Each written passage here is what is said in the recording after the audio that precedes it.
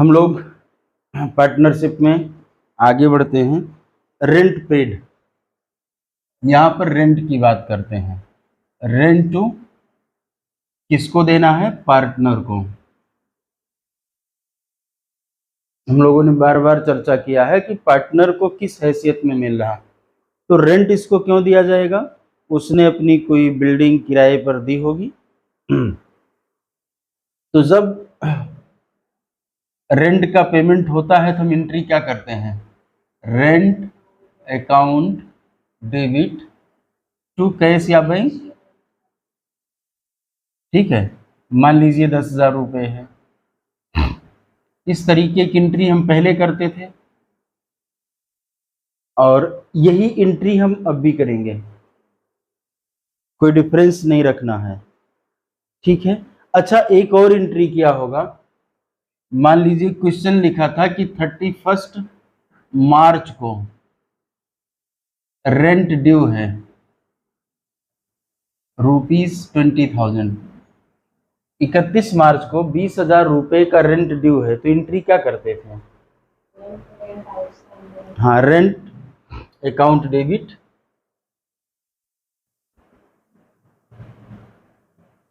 20,000 to outstanding rent या rent payable account.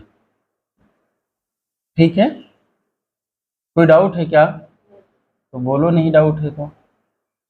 यहाँ पर रेंट को डेबिट क्यों किया? क्योंकि हमारा एक्सपेंस बढ़ रहा है और इसको लायबिलिटी बढ़ रही है, बस। इसके बाद एक और काम करते थे, वो काम क्या था? जो हमारा एक्सपेंस अकाउंट होता है उसको हम क्लोज कर देते हैं। तो एंट्री क्या करेंगे? ये हमारा एक्सपेंस है, मान लो ये 2 हो चुका है। अगर ये दोनों है तो पूरा का पूरा रेंट क्लोज करेंगे, टू रेंट लिखेंगे 30,000 और प्रॉफिट एंड लॉस अकाउंट।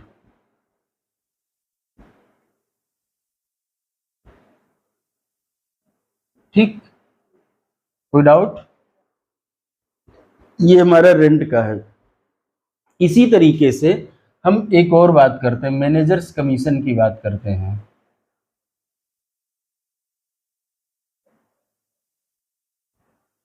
वैसे हमने अभी पीछे भी पढ़ाया था, लेकिन कुछ दिन पहले की बात है तो इसको हम फिर से डिस्कस कर लेते हैं।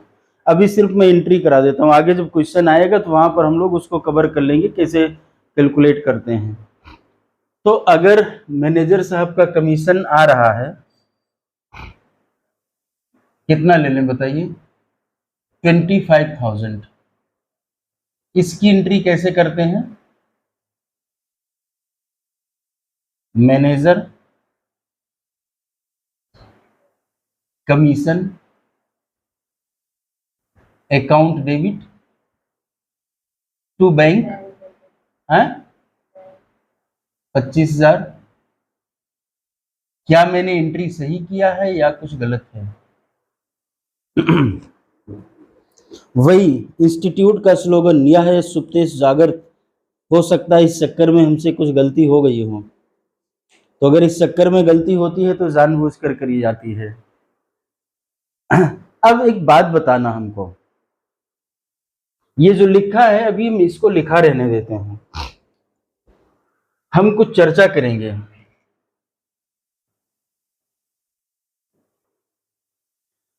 ये तो बात ठीक है कि हम कैलकुलेट करना सीख लेते हैं, वो किसी में रेट नीचे भी जोड़ देते हैं, कुछ ऐसे करते हैं, वो हमने टॉपिक डिस्कस किया, फिर आगे भी करेंगे। लेकिन एक बहुत बड़ा महत्वपूर्ण बात यह है जो हम भूल जाते हैं और बहुत जल्दी से भूलते हैं और माइंड में स्ट्राइक ही नहीं होता, और यही सब बातें जब आगे हम देखते हैं लोग बहुत बहुत हद तक सीए फाइनल तक पहुंच जाते हैं, वो भूले हुए होते हैं। अब आपको एक बात देखनी है, यहां पर जब मैंने पीएल कैलकुलेट किया यहां, ठीक है, तो कुछ प्रॉफिट निकल करके आया जिसको बोलते हैं प्रॉफिट बिफोर कमीशन। सपोज करिए ये 1,10,000 रुपये आया है, मतलब प्रॉफिट बिफोर मैनेजर कमीशन लिख सकते हैं। अब ये जो 1,10,000 रुपये आ रहा है, इस पर अगर मैं इंटरेस्ट मैनेजर का कमीशन कैलकुलेट करता हूं, सपोज करिए 10% निकालना था तो हमने 1,10,000 का इंटू किया 10 और डिवाइड कर दिया 100, तो कितना हो गया 11,000। अभी हम इस पर नहीं जाना चाहते हैं कि प्रॉफिट बिफोर में चार्जिंग कमीशन है कि आफ्टर चार्जिंग कमीशन, ये सब हमको नहीं बात करनी है, मतलब कमीशन किस टाइप से चार्ज किया जा रहा है, अभी हम इस पर नहीं डिस्कस करने जा रहे हैं। मैं जो बताने जा रहा हूं, तो यहां पर फिर आता है मैनेजर कमीशन, तो यहां हमने लिखा टू कमीशन या मैनेजर कमीशन, कितना 11,000। ठीक, क्वेश्चन को ध्यान से सुनना, जो मैं बात बता रहा हूं बहुत महत्वपूर्ण बात है। दावे के साथ कहता हूं मैडम ने नहीं बताया होगा, ऐसे एंट्री करा दिया होगा, उन्होंने एंट्री क्या कराई है गलत नहीं कराया होगा, एंट्री उनकी सही होगी, लेकिन एंट्री करते क्या है ये आप भूल जाते हो। रीजन क्या है, जब उन्होंने लिखा तो माइंड में वो बात आई और थोड़ी देर बाद फिर गायब हो जाती है। प्रॉफिट किस दिन बना रहे हैं, ध्यान देना, प्रॉफिट किस दिन बना रहे हैं, लास्ट डेट पर बना रहे हैं। अब सोचो, आप लोगों के कहने का मतलब ये है कि हम 31 तारीख को 31 मार्च को एकदम बैठे हुए थे, जैसे 31 मार्च के रात को 12 बजे तुरंत हमने पीएल बना दिया, ऐसा है क्या? नहीं है। फिर क्या हुआ? और तुरंत मैंने मैनेजर को बुलाया, अय मैनेजर आ जाओ, और उसको तुरंत रुपया दे दिया, या नहीं भी आया मान लो, हमने तुरंत उसके खाते में पैसे ट्रांसफर कर दिए रात को 12 बजे, क्या यही बात है? नहीं। अच्छा, तो 31 की शाम को हमने बिजनेस बंद कर दिया अपना, और इसके बाद प्रॉफिट एंड लॉस अकाउंट बनाया और फिर उनके खाते में ट्रांसफर कर दिया। भी ये एंट्री मैनेजर कमीशन अकाउंट जो डेबिट हो रहा है, ध्यान देने की बात है, ये एंट्री पड़ती है 31/3 मान लीजिए 2023 को, इंड डे ऑफ उस फाइनेंशियल ईयर के आखिर दिन में एंट्री पड़ती है। लेकिन ध्यान रहे, एक बहुत बहुत बहुत बहुत अधिक जरूरी सूचना है, ये अगर पीएल है फॉर द ईयर एंडिंग 31/3/2022 23 मान लो, तो आपको एकदम इसको समझ लेना है, ये इस दिन का पीएल है, इस दिन तक का पीएल है, लेकिन इस दिन बैठ के बनाया नहीं जाता है, ये बनाया कभी महीने, 2 महीने, 4 महीने, 10 दिन इसके बाद बनाया जा रहा है। तो जो प्रॉफिट आएगा निकल करके वो कब निकलेगा? ये प्रॉफिट तब निकलेगा जब वो वर्ष बीत चुका होगा, लेकिन उस वर्ष का ही निकालना है, तो इंड डेट पर जो एंट्री होगी वो टू बैंक नहीं हो सकती है, वो होता है टू कमीशन पेबल।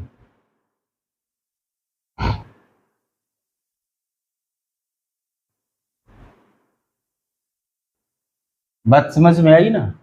ये पेबल अकाउंट होता है, चूंकि हम ये एंट्री कब करते हैं 31 मार्च को, या कोई भी जो एंडिंग पीरियड होता उस दिन में जाकर के करते हैं, उस दिन में जाके करते हैं, लेकिन ये करते कब हैं? कभी 4 से 10-20 दिन बाद, महीने 2 महीने बाद करते हैं, तो पेमेंट नहीं हो सकता। हाँ, हो सकता कुछ उसको एडवांस के रूप में दिया गया हो, वो एक अलग एडजस्टमेंट है बात, लेकिन जो मैंने कैलकुलेट किया अभी, वो कैलकुलेशन उस दिन तक की है, लेकिन उस दिन जा करके मैं कैलकुलेट नहीं कर रहा हूं, तो मैं उसको पेमेंट कैसे कर दूंगा 31 मार्च को जा करके?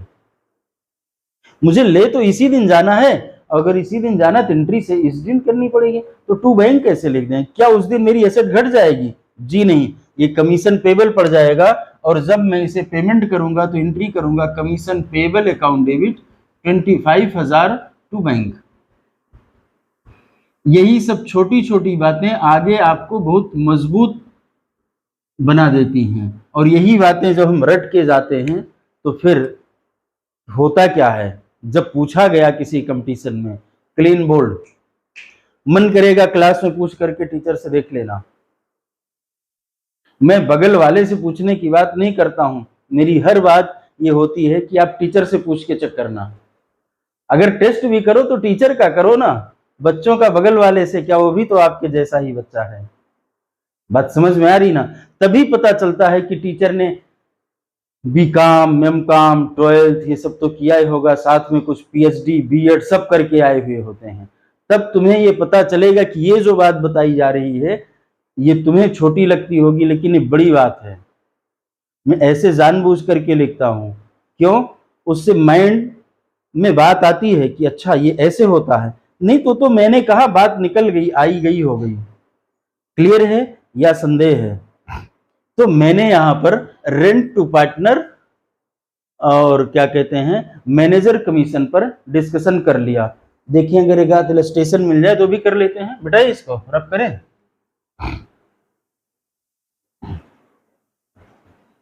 कोई इलस्ट्रेशन मिलता तो कर लेते हैं, एक छोटा सा।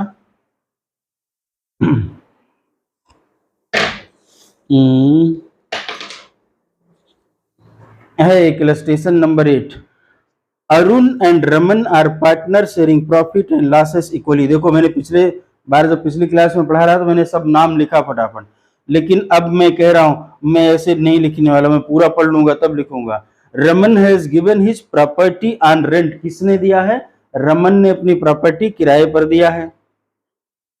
To firm on 1 April 2022 at monthly rent 5000। Monthly rent कितना है? 5000 है। The firm paid his rent from April 2023 to February 2023। इन्होंने थोड़ा गलत लिख दिया है। The firm paid his rent from April 22 होना चाहिए, अप्रैल 22 से लेकर के फरवरी 23 तक होना चाहिए। ये मिसप्रिंट है। बाई चेक कैसे दिया है? चेक से दिया है। On 1st March 2023, rent for month for March was not yet to paid. Pass necessary journal entries। तो क्या एंट्री पास करनी है? नेसेसरी जर्नल एंट्री करनी है। तो यहां से लेकर के यहां तक इसने पेमेंट किया है, तो हम एंट्री करेंगे। पहली एंट्री क्या होगी? Rent account debit 5000 to bank, ये अप्रैल में एंट्री किया हमने, ठीक 5000। फिर ऐसे मई में करेंगे, फिर जून में करेंगे, जुलाई में करेंगे, लेकिन हम बार बार एंट्री थोड़ी ना बैठ के करेंगे। यहाँ पर हमको जनरल एंट्री उस तरीके बैठ के किसने कहा तो है नहीं, हमने ये मिटा दिया। अब एक कंबाइन एंट्री कर देंगे हम चुपचाप।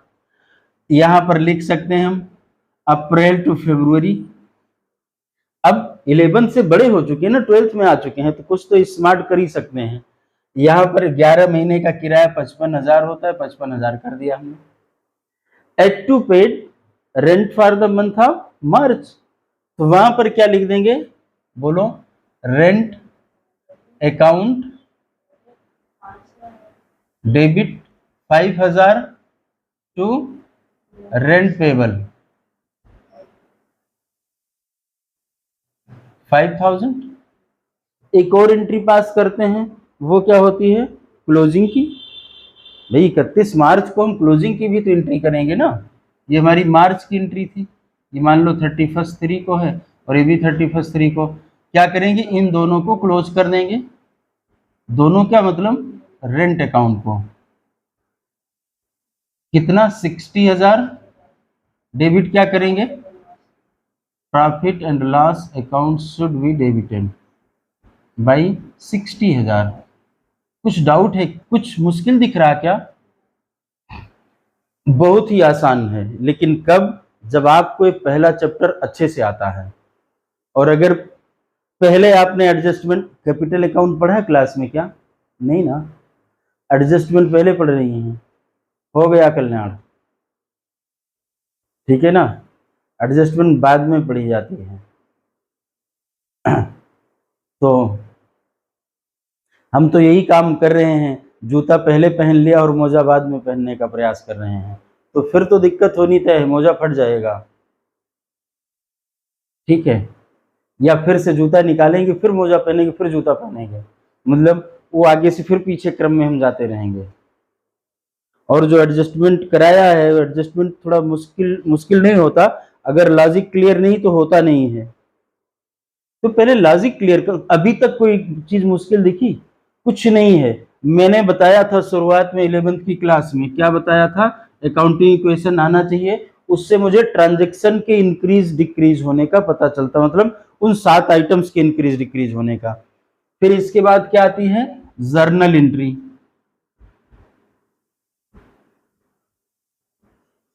फिर इसके बाद क्या बोला था? Ledger posting.